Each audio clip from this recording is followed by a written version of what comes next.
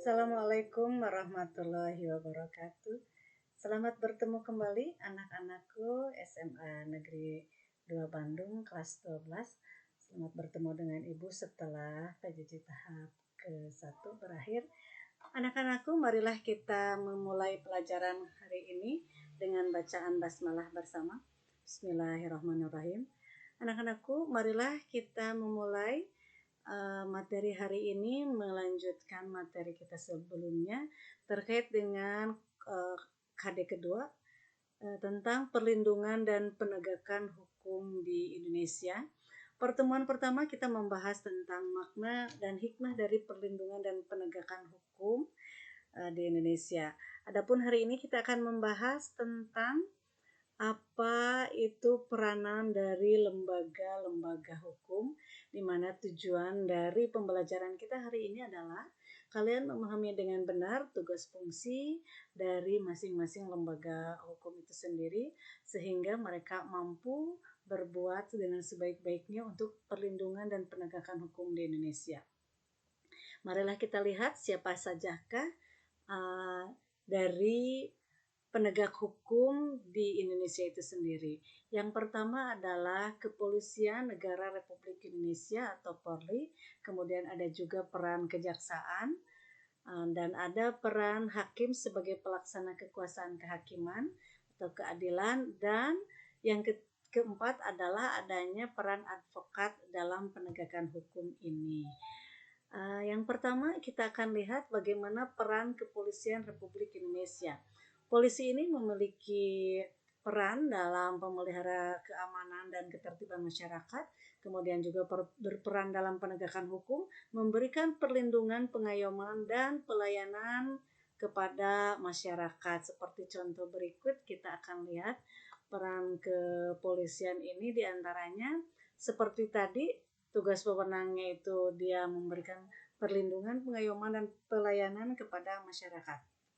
Adapun beberapa tugas Kepolisian Republik Indonesia dalam melaksanakan tugas dan wewenangnya ini, diantaranya adalah dia melaksanakan pengaturan, penjagaan, pengawasan, dan patroli terhadap kegiatan masyarakat dan pemerintahan sesuai kebutuhan. Jadi di situ juga ada tugas polisi dalam keadaan pengawasan dan patroli dalam kegiatan kemasyarakatan. Kemudian menyelenggarakan segala kegiatan dalam menjamin keamanan, ketertiban, dan kelancaran lalu lintas di jalan. Atau kita sering kali lihat ya, beliau-beliau ini adalah mereka yang bertugas sebagai Porlantas atau Kepolisian Lalu Lintas. Yang ketiga, membina masyarakat untuk meningkatkan partisipasi masyarakat, kesadaran hukum masyarakat, serta ketaatan warga masyarakat terhadap hukum dan peraturan perundang-undangan. Di antaranya juga membantu beberapa penyuluhan dan sebagainya. Kemudian turut serta dalam pembinaan hukum nasional. Terakhir, tugas polisi ini mempunyai kewenangan memelihara ketertiban dan menjamin keamanan umum. Kita lihat untuk tugas yang kedua, yaitu Kejaksaan Republik Indonesia. Kejaksaan ini sebetulnya dia punya tugas tidak hanya sebagai menegakkan supremasi hukum dan juga bisa menjadi perlindungan dalam kepentingan umum. Dia juga bertugas dalam penegakan hak asasi manusia dan mempunyai tugas dalam pemberantasan korupsi, kolusi, dan nepotisme. Berikut kita lihat diantaranya ada peran jaksa dalam bidang pidana. Jadi dalam bidang pidana, jaksa bisa melakukan penuntutan, melaksanakan putusan pengadilan yang sudah memperoleh kekuatan hukum tetap. Jadi dia sebagai pelaksana apabila pengadilan sudah dilakukan dan sudah divonis oleh hakim, maka jaksa lah yang melakukan putusan pengadilan ini. Kemudian melaksanakan pengawasan terhadap pelaksanaan putusan pidana bersyarat, pidana pengawasan dan pidana lepas bersyarat. Kemudian juga melakukan penyidikan terhadap tindak pidana tertentu berdasarkan undang-undang pidana khusus. Melengkapi berkas perkara tertentu dan untuk itu dapat melakukan pemeriksaan tambahan bersama penyidik sebelum dilimpahkan kepada pengadilan.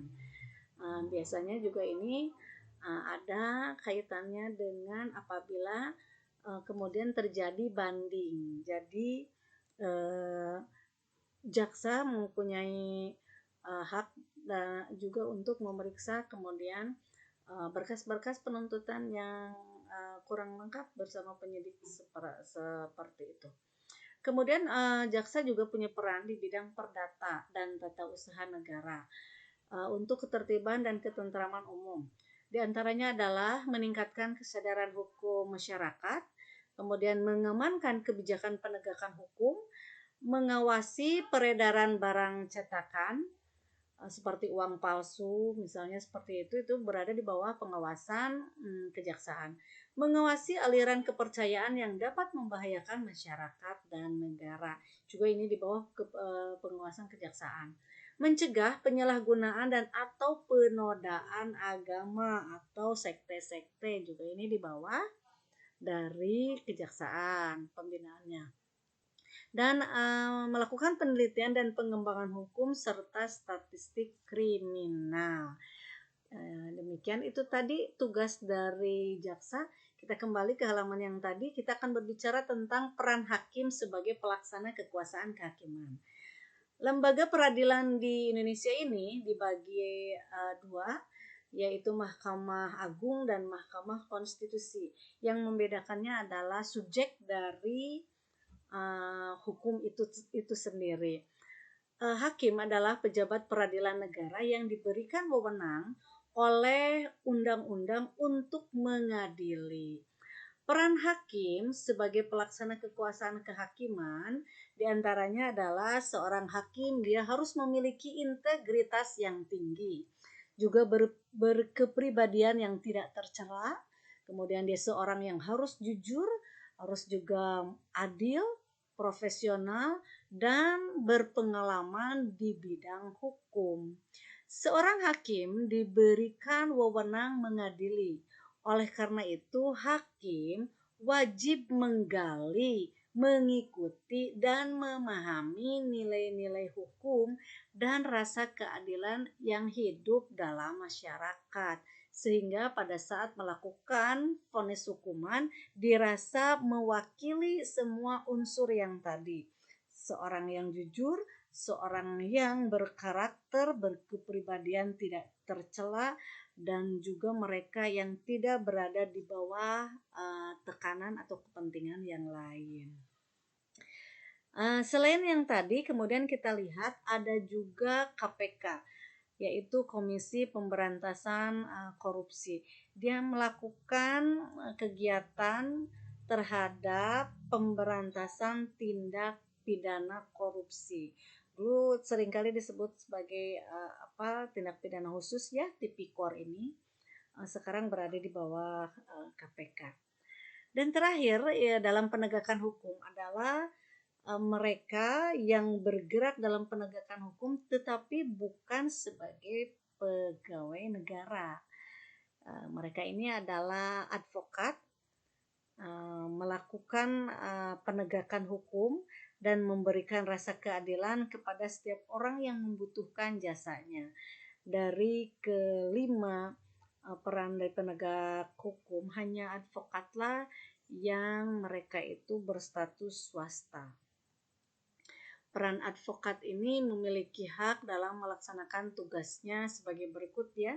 Dia bebas mengeluarkan pendapat sesuai dengan aturan, bebas menjalankan profesinya sesuai dengan aturan, tidak dapat dituntut baik perdata maupun pidana dalam menjalankan tugas profesinya dengan baik.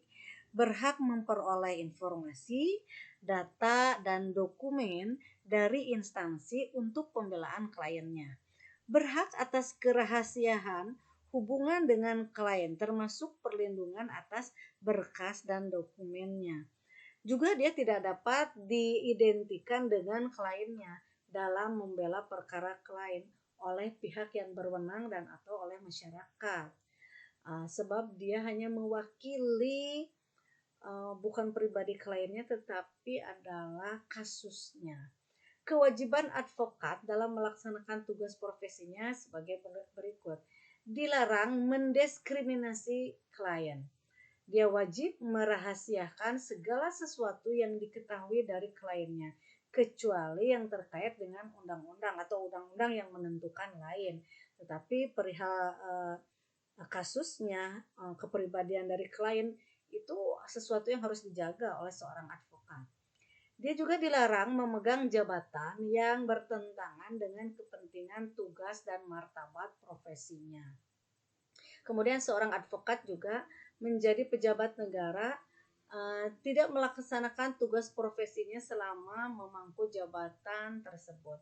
Jadi seorang advokat harus terlepas dari kewajibannya apabila dia sebagai pejabat negara. Artinya dia tidak boleh menjadi seorang pejabat negara ketika dia berprofesi sebagai seorang advokat. Demikian tadi itu peran fungsi dari aparat penegak hukum.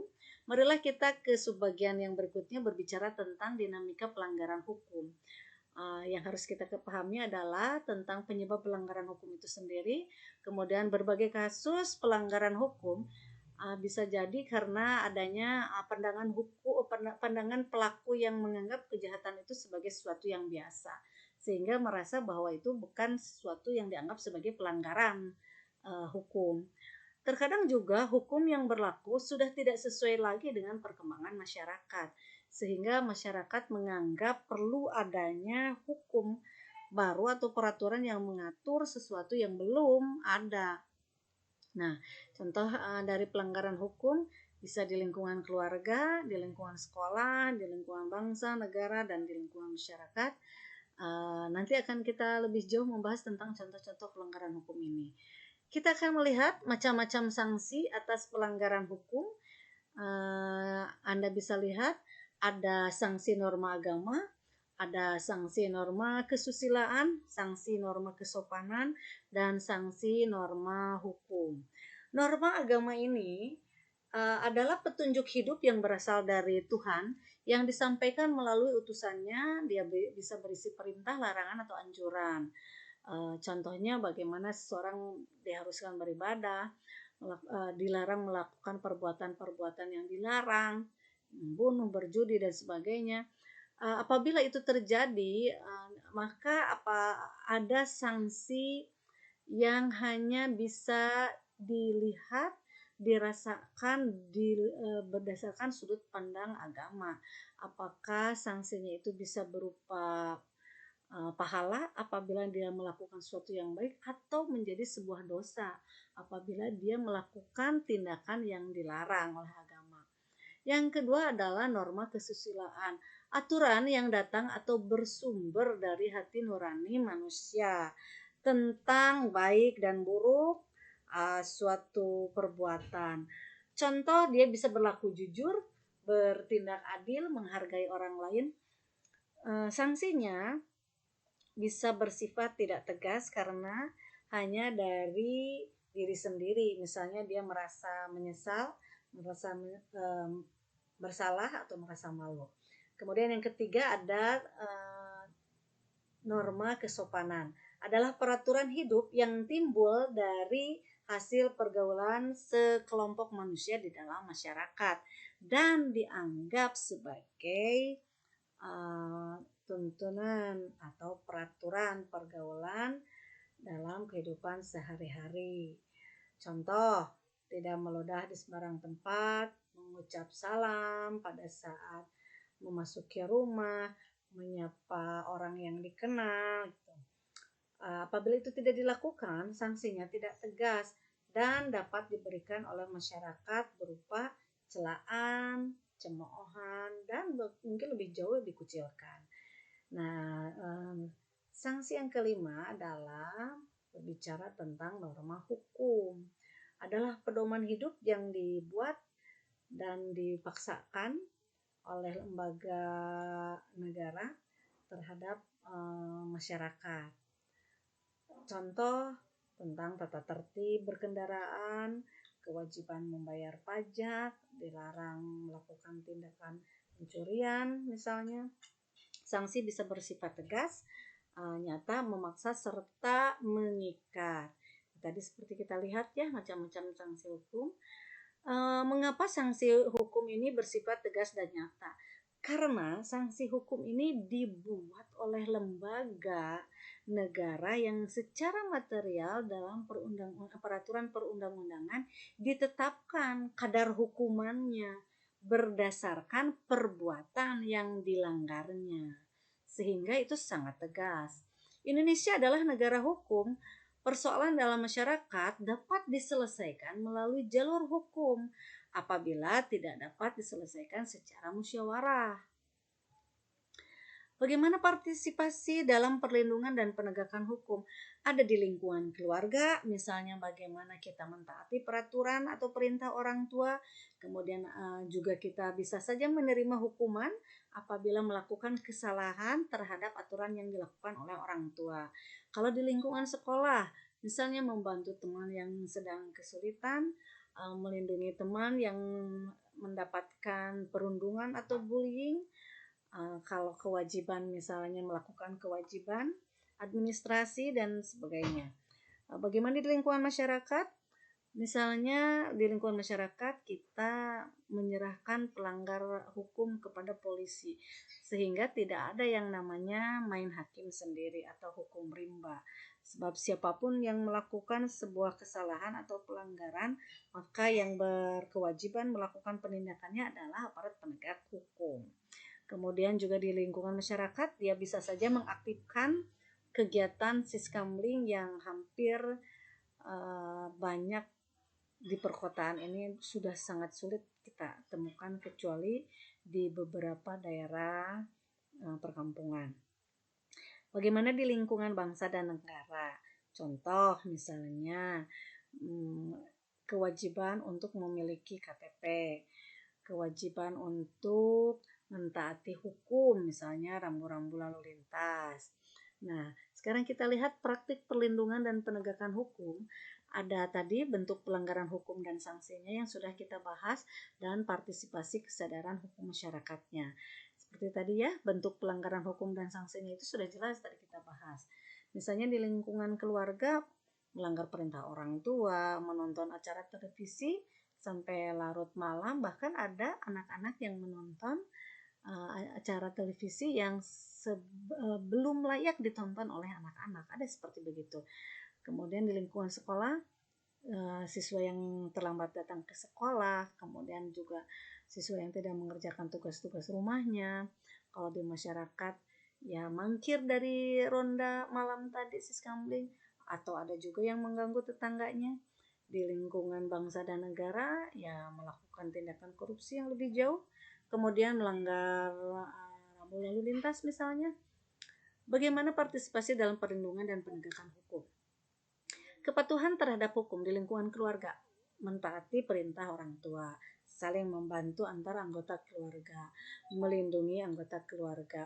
Kalau di sekolah, membantu teman, melindungi teman dari perundungan, dan mentaati peraturan sekolah.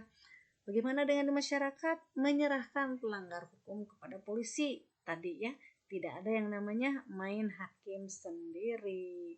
Seperti itu. Di negara sudah tadi disebutkan bagaimana kita wajib mentaati peraturan, contoh peraturan lalu lintas misalnya, peraturan terkait dengan menjaga fasilitas umum.